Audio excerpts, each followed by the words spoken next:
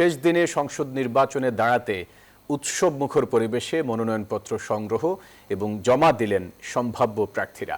4 December পর্যন্ত চলবে মনোনয়নপত্র যাচাই বাছাই। প্রার্থিতা প্রত্যাহার করার শেষ দিন 20 জানুয়ারি। নির্বাচন কমিশন চূড়ান্ত প্রার্থী তালিকা প্রকাশ করবে 21 জানুয়ারি।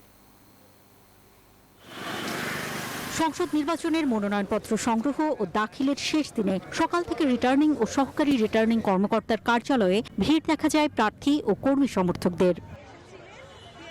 50,000 টাকা জামানত সহ 14 ধরনের দলিলপত্র যুক্ত করে মনোনয়নপত্র জমা দিচ্ছেন বিভিন্ন দলের সম্ভাব্য প্রার্থীরা।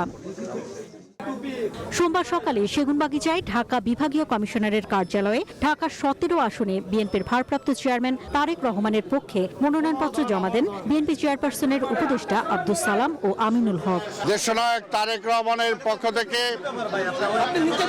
ঢাকা 17 নির্বাচনী এলাকার প্রার্থী হিসাবে তার পক্ষ থেকে আমি তার প্রধান নির্বাচনী এজেন্ট, প্রধান সমন্বয়কারী এবং আমার সাথে আমাদের সহকারী সমন্বয়কারী ডক্টর ডোনার সহ আমরা 5 জন এখানে এসেছি আজকে ওনার পক্ষ থেকে মনোনয়নপত্র জমা দিতে। আল্লাহর রহমতে আমরা সুন্দরভাবে তার মনোনয়নপত্র জমা দিয়ে এসেছি।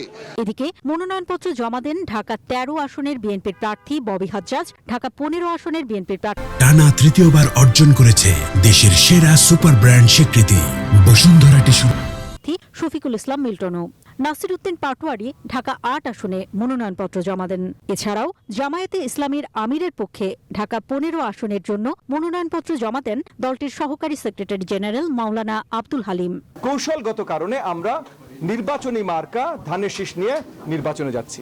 ঢাকা 15 আসনের বিএনপির প্রার্থী হিসেবে আমি এবং আমার দল এবং আমার নেতা কর্মীরা সর্বোচ্চ সহযোগিতা থাকবে। ইনশাআল্লাহ আমরা জয়ের লক্ষ্যমাত্রা নিয়ে নেমেছি। আমরা আশা করি যে আমাদের যে অ্যালায়েন্স হয়েছে তারা সরকার গঠন করবে।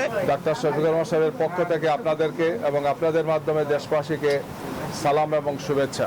মিরপুর এবং কাপরুল এই আসনে তার পক্ষ থেকে আমরা এখানে নমিনেশন পেপার সাবমিট করলাম।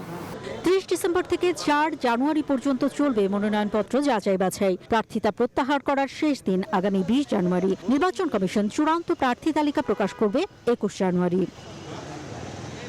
অন্তরা বিশ্বাস, নিউজ 24, ঢাকা।